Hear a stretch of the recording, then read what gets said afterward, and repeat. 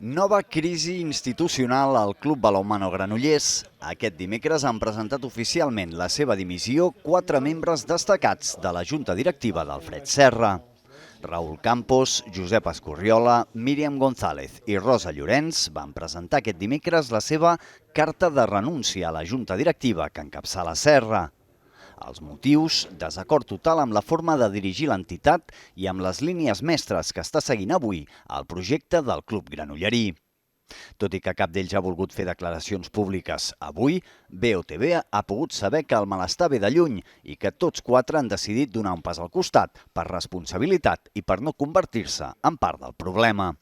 Unes dimissions que se sumen a les que ja ha viscut la Junta Directiva del Club Granollerí des que Alfred Serra es va fer càrrec de l'entitat al gener de 2022. En total han presentat la seva dimissió fins a 8 membres de la Junta.